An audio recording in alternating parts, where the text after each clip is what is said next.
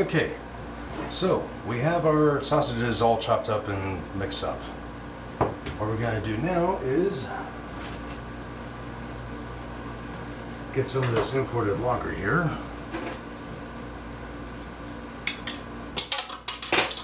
And we're going to pour it in very, very nicely, like that. And a little bit around here. Okay, and give it a nice little shake. And then, yeah, stir it around a bit. Mix it up. Do a little more chopping.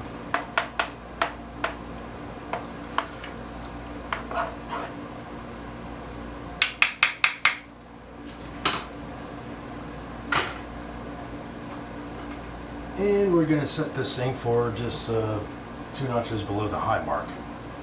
By the way, when it comes to cooking in any kind of alcoholic beverage, whether it's beer or ale or lager or malt liquor, the carbonated alcohols, possibly even whatever you do not boil anything in stout. Like, say for instance, Guinness.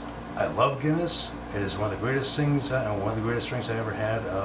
It's actually good for you, and it it has all sorts of vitamins and minerals. But do not cook in it. Do not boil anything in it, because whatever you're cooking, it's going to taste like burnt coffee, the entire thing. So, knowing full well that you do not like the taste of burnt coffee, do not cook in Guinness or anything like Beamish or any of the other stouts. So, anyway, while this is boiling up, how about I tell you a nice little story? Actually, it's one of those kinds of things that it's only amusing, in hindsight. It was anything but amusing when it happened. The bar, that's only 3 miles away from where I'm standing right now, it has undergone many different names, and due to many different managements. And from the fall of 2009 to the fall of 2010, it was known as the Neon Duck, which was a cool place for a cold one. As a matter of fact, that's even what it said as the slogan. The Neon Duck, a cool place for a cold one. The first time I went in there, there was it turned out to be an open mic jam, and there was this band on stage, which I'll tell you about later. And I normally don't go to open mic shows, unprepared, but I just have to be part of the show. And there was this girl there who named Monica James of the Monica James Band, who, without knowing me for even 30 seconds, let me use her guitar to join up with the band, for one song. And I wound up playing being part of the greatest version of Pink Floyd's Comfortably Numb that I've ever been a part of, if that makes any sense whatsoever. Anyway, so fast forward from, this was in the fall of 2009. Now fast forward to April 10th, and after many, jamming with the band that was there, and getting to know them, I'll tell you more about them later. It turns out that on April 10th of 2010,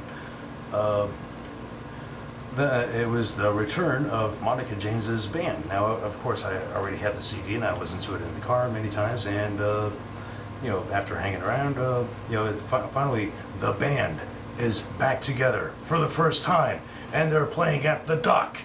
So I dress up nicely, and as opposed to what I usually dress up in when I go there on the weekends, which is my work pants and this maybe a t-shirt that maybe have a stain or two, but why? Because I'm not going there to impress, but being that it's a show, and being that it's a very important show, and a very important show for a friend of mine, I'm dressed especially for it. So I get there about 3 o'clock in the afternoon, and the band arrives, and she said, and I say, "Hey, how you doing?" And she says, "All right." And are you coming to the show? To which I said, "Well, I'm not dressed like this for nothing." That came out wrong. Why did they come out wrong? Because in the over 3.5 decades that I have spent painstakingly trying to decode girl speak, if there's one, and failing miserably at least half that time.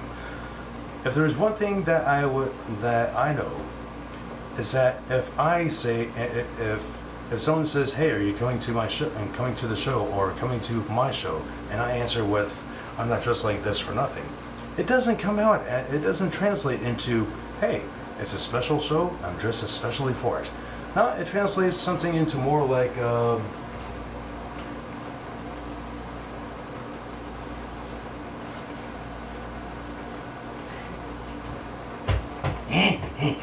I'm just like this for you.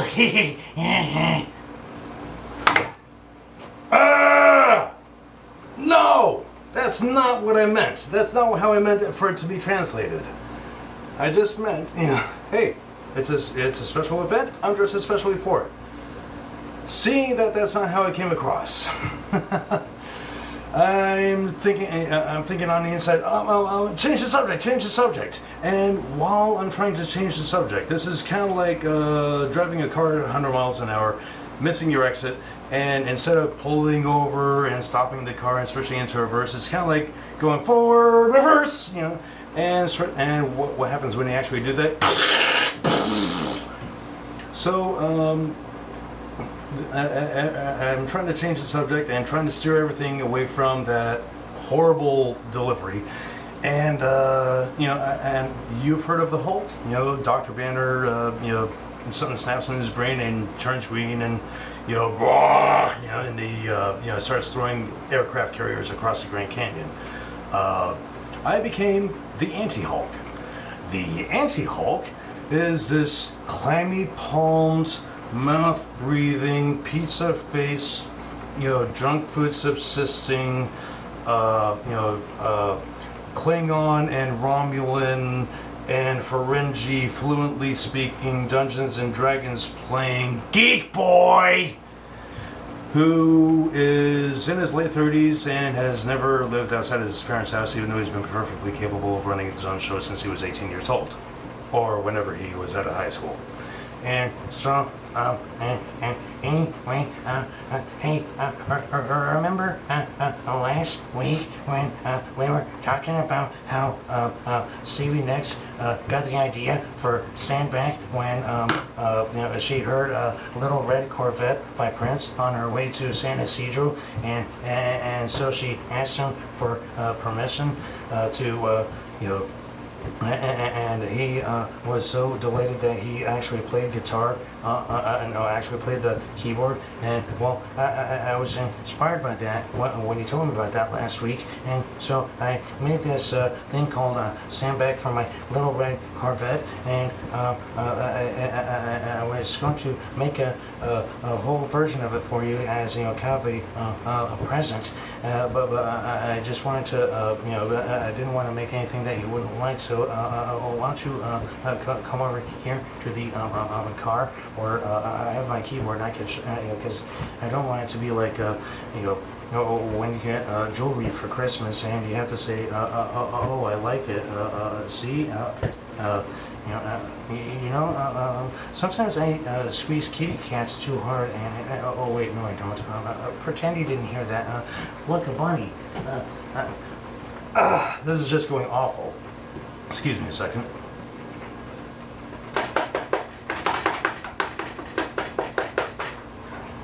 Now, on the inside of my head, I'm kind of watching this. As they say, watch what you're doing, right? So, I'm watching as my system is melting down for some reason I cannot understand. And so I'm trying to override it, and it's going awful, awful, awful, awful. And even though even though Monica's trying to keep a straight face, I can still see the kind of, is something wrong here? You're not usually like this. Finally, and on the inside of my brain, in the control room, metaphorically speaking, I got computers smoking. I got, sirens going, broop, broop, broop. System malfunction. And the Lost in Space robot going, warning, warning, danger, danger. Finally, I'm thinking, Chris! Cut it short. Go get some food. Well, we're trying to figure out what the hell is going on here. Well, anyway, you have the show to set up for, and I'm just gonna go get some food. I'll see you later. And I get in my car. I put on the CD for music, and play the track for it. One of the bolt out of the driveway.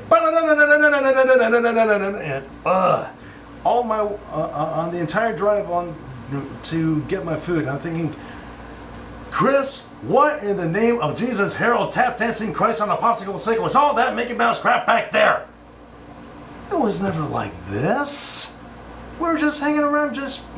Last Sunday we were just hanging around peachily, hunky-dorily, and dandily, and what happened? Well, I'll give you the answer to that after when we come back.